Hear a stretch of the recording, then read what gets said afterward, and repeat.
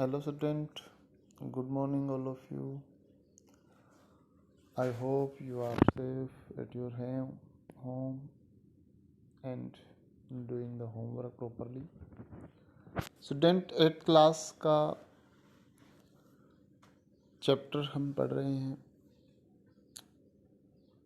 Resources के बारे में। नेचुरल रिसोर्सेस की डेफिनेशन हमने पढ़ी है, टाइप्स हमने पढ़े हैं, man made resources, human made resources के बारे में लास्ट वीडियो में हमने डिस्कस किया था। आज हम संसाधनों के कंजर्वेशन के बारे में पढ़ेंगे। Conservation of the natural resources, प्राकृतिक संसाधन, उनको कैसे कंजर्व किया जा सकता है, उनके कंजर्व की आवश्यकता क्यों होती है, इस वीडियो में हम ये डिस्कस करेंगे। देखते हैं कंजर्वेशन किस प्रकार से किया जाता है। The conservation of natural resources refer to the careful management and control of resources. Conservation of natural resources, जो संसाधनों का, प्राकृतिक संसाधनों का संरक्षण है, वो रेफर करता है उनके केयरफुल मैनेजमेंट पर और कंट्रोल पर। यानी कि जो हमारे पास संसाधन है उनका मैनेजमेंट प्रॉपर होना चाहिए, उन पर कंट्रोल होना चाहिए।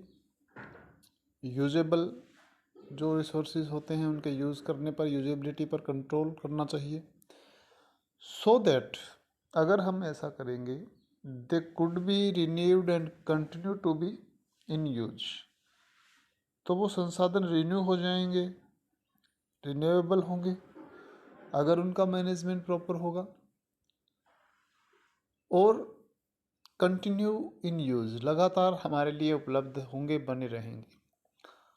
Following steps should be taken to conserve the natural resources. Natural resources को कंजर्व करने के लिए कुछ स्टेप हैं जो उठाए जा सकते हैं। कौन कौन से स्टेप हैं? Number 1, maintain diversity of life. जैव विविधता या जीवन की जो विविधता है उसको बनाए रखना, मेंटेन करना। यानी कि पृथ्वी पर जो जैव विविधता पाई जाती है उसको मेंटेन करना, यानी कि प्राकृतिक जो इन्वायरमेंट है उसको डैमेज ना करना। नेचुरल रिसोर्सेज जो कि प्रकृति से प्राप्त होते हैं, तो प्रकृति को डैमेज नहीं करना, मेंटेन करना, डाइवर्सिटी को, विविधता को बनाए रखना। Maintain minimus damage of the natural resources environmental system. और अगर डैमेज हो रहा है तो उस डैमेज को मिनिमाइज करना, minimise damage to the natural environment. प्राकृतिक इन्वायरमेंट को बिल्कुल डैमेज नहीं करना है, और अगर डैमेज हो रहा है तो उसको मिनिमम लेवल पे लेके आना है, मिनिमाइज करना है। अगर ऐसा करेंगे तो नेचुरल रिसोर्सेज हमारे पास बचे रहेंगे। Understand the interconnection between economy, society and environment. Understand the interconnector. Interconnection का मतलब होता है जो लिंक होते हैं। लिंक किसके बीच में? बिटवीन द इकोनॉमी, अर्थव्यवस्था के बीच में, लोगों के बीच में, और इन्वायरमेंट के बीच में। भाई जो लोग हैं वो आर्थिक संसाधनों पर डिपेंड करते हैं, सोसाइटी पूरी की पूरी इकोनॉमी पर डिपेंड करती है, वेलबींग, अच्छे लाइफ के लिए, वेल सेटल्ड लाइफ के लिए।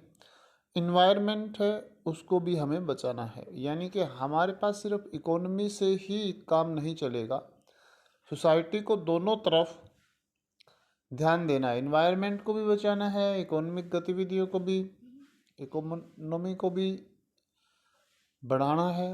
इकोनॉमी को बढ़ाने के लिए हम इन्वायरमेंट को डैमेज नहीं कर सकते। तो ये एक लिंक है between the economy, society and environment. इसको मेंटेन रखना है, यानी कि हम अर्थव्यवस्था को बढ़ाने के लिए संसाधनों को नष्ट नहीं करेंगे।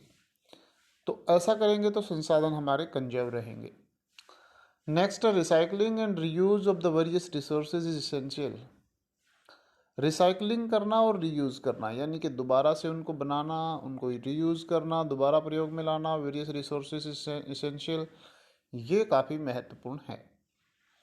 स्टूडेंट, आप देख सकते हैं इस रेन वाटर हार्वेस्टिंग प्लांट जो बनाया गया है, इसमें वर्षा का पानी, रेन का वाटर जो है वो हार्वेस्ट किया जा रहा है, उसको फिर यूज़ किया जाता है। तो ये एक टेक्निक हो सकती है संसाधनों के कंजर्वेशन की। ये एक महत्वपूर्ण टेक्निक है जो राजस्थान के, तमिलनाडु के बहुत सारे क्षेत्रों में की जाती है, यूजेबल है। तमिलनाडु ने तो अपने प्रत्येक घर की छत पे ये रेन वाटर हार्वेस्टिंग कंपलसरी किया हुआ है। So the recycling and reuse is essential. ये चीज़ें महत्वपूर्ण हैं कि इन सभी प्राकृतिक संसाधनों को दोबारा से यूज़ किया जाए, इनको रिसाइकलिंग किया जाए। Maintain a fair distribution of resources and opportunity for the present as well as the future generation. Resources का जो डिप्लेशन है वो डिस्ट्रीब्यूशन के कारण होता है, यानी कि डिस्ट्रीब्यूशन जो वितरण है संसाधनों का, कुछ थोड़े लोगों के पास बहुत ज़्यादा संसाधन हैं और बहुत ज़्यादा लोगों के पास बहुत थोड़े से संसाधन हैं। तो डिस्ट्रीब्यूशन में ये मिसमैनेजमेंट होता है और इसको ही मेंटेन करना है। मेंटेन ए फेयर डिस्ट्रीब्यूशन, एक ऐसा डिस्ट्रीब्यूशन करना है जो फेयर हो, यानी कि सबको समान संसाधनों की पहुंच लगभग होनी चाहिए। Opportunity for the present as well as the future generation, और ये करना है हमें प्रेजेंट जनरेशन में और फ्यूचर जनरेशन में। अब देखिए, अगर आज ही हम सारे संसाधन यूज़ कर लेंगे तो आने वाली पीढ़ियों के लिए फिर दिक्कतें आएगी, आने वाले समय में हमारे पास संसाधन नहीं होंगे। तो फ्यूचर को ध्यान में रखते हुए हमें संसाधनों का उपयोग करना है। हम एग्जाम्पल ले सकते हैं, जैसे पेट्रोलियम के भंडार भारत में बहुत कम हैं। अगर इसी दर से हम पेट्रोलियम यूज़ करते रहे तो 2045 तक पेट्रोलियम समाप्त हो जाएगा, तो उसके बाद फिर लोग क्या यूज़ करेंगे। तो इसलिए maintain the distribution of resources, opportunity to the present as well as the future generation. ये 5 टेक्निक्स हैं जिनके द्वारा, 5 स्टेप्स हैं जिनके द्वारा हम रिसोर्सेज को कंजर्व कर सकते हैं। Proper planning of resources is essential for the sustenance of all form of life. सभी प्रकार का जो जीवन है उसके लिए, एक संतुलित जीवन के लिए ये ज़रूरी है कि हम संसाधनों का प्रॉपर प्लानिंग करें, बिकॉज सस्टेनेंस इज मोर और less linked with the sustainable development. जो संतुलनकरण है जीवन का, सतत पोषणीयता है, वो सतत पोषणीय विकास, सतत पोषणीय विकास it means sustainable development. Sustainable development mean the development of the present generation as well as the future generation. दोनों ही जनरेशन का विकास हो, संसाधनों का कंजर्व हो, संसाधन प्रॉपर प्लानिंग से यूज़ करें, मिसयूज ना करें, उसे हम सस्टेनेबल डेवलपमेंट कहेंगे। Sustainable development refer to the overall development of nation. इसमें नेशन का ओवरऑल डेवलपमेंट, सभी प्रकार का डेवलपमेंट शामिल है। आर्थिक विकास, सामाजिक और राजनीतिक, सभी प्रकार का, specially without damaging the natural environment. लेकिन किसी भी कीमत पर इन्वायरमेंट को ख़राब किए बिना, डैमेज किए बिना, नेचुरल इन्वायरमेंट को हानि पहुंचाए बिना ये विकास हमें करना है। तो सच ऐसे विकास को हम सस्टेनेबल डेवलपमेंट कहेंगे। Such development should be supportive for coming generation, और ऐसा विकास जो होगा वो आने वाली पीढ़ियों के लिए भी महत्वपूर्ण होगा। The main features of the sustainable development are as follow. सतत पोषणीय विकास के कुछ मेन फीचर्स हैं, देख लेते हैं। केयरफुल यूटिलाइजेशन ऑफ रिसोर्सेज, संसाधनों का यूटिलाइजेशन है वो केयरफुल तरीके से, सावधानी से करना चाहिए हमें। जब संसाधन की ज़रूरत हो, जितनी ज़रूरत हो उतना यूज़ करना चाहिए, मिसयूज़ बिल्कुल नहीं करना चाहिए। तो केयरफुल यूटिलाइजेशन होना चाहिए। Number 2, conserve resources for the future generation. भविष्य के लिए कुछ ना कुछ संसाधन बचा करके रखें, यानी कि ज़्यादा उपयोग ना करें, आवश्यकता से ज़्यादा। Respect and care for all form of life. Respect करें, केयर करें, देखभाल करें सभी प्रकार के जीव जंतुओं की, पेड़ पौधों की, सभी प्रकार के जीवन की जो है वो रिस्पेक्ट करें। Improve the quality of human life. मनुष्य के जीवन की गुणवत्ता को बढ़ाएं, क्वालिटी को इम्प्रूव करें ह्यूमन लाइफ की।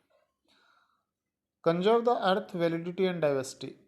पृथ्वी पर जो वैलिडिटी है, वैटिलिटी है और डाइवर्सिटी है, विविधता है, जो विशालता है, विभिन्न प्रकार के जीव जंतु, पेड़ पौधे, न जाने कितने प्रकार की डाइवर्सिटी है, तो उन सभी डाइवर्सिटी को कंजर्व करना है। इनके बीच में एक रिलेशन होता है। Each and every diversities of life depend upon the other, दूसरी पर निर्भर करती है। So the conserve of the earth vitality and its diversity. Minimise the depletion of the natural resources. Natural resources के डिप्लेशन को, दोहन को मिनिमाइज करना है, उसके गलत उपयोग को रोकना है। Change personal attitude and practices toward the environment. Environment के प्रति हमारे पर्सनल एटीट्यूड जो हैं उनको हमें चेंज करना है। इस पृथ्वी पर हर मनुष्य यही सोचता है कि मेरे इन्वायरमेंट ख़राब करने से नहीं, बल्कि दूसरे लोगों के इन्वायरमेंट ख़राब करने से इन्वायरमेंट ख़राब हो रहा है। तो ये एटीट्यूड है पर्सनल, उसको चेंज करना है। सबसे पहले शुरुआत खुद को करनी होगी। तो attitude and practices toward the environment change. Enable community to care for their own environment. और जो कम्युनिटी का इन्वायरमेंट है उसको भी केयर करना है, क्योंकि भारत में बहुत सारी डाइवर्सिटी है, डाइवर्स कम्युनिटीज़ हैं। उन सभी कम्युनिटीज़ को अपने आपको डाइवर्ट करना है, कंजर्व करना है, कम्युनिटी को केयर करना है, उनके रिसोर्सेज को, उनको डिप्लेशन होने से बचाना है। स्टूडेंट, ये थी कंजर्वेशन रिसोर्सेज की कुछ सम टेक्निक्स, सम स्टेप्स। यहाँ से आपके 2 क्वेश्चंस बनते हैं। कंजर्वेशन ऑफ नेचुरल रिसोर्सेज के स्टेप्स कौन से हैं, एंड सेकंड मेन फीचर कौन से हैं सस्टेनेबल डेवलपमेंट के। इन दोनों को आपने करना है। स्टूडेंट, नेक्स्ट वीडियो में, कल नेक्स्ट वीडियो जब भी आएगी, इस लेसन के सभी क्वेश्चन आंसर हम देखेंगे, कैसे हमें क्वेश्चन आंसर करने हैं, उनके आंसर आपको कहाँ से मिलेंगे, क्या लिखना है। तो उस वीडियो को भी ध्यान से देखना। Thank you, have a nice day.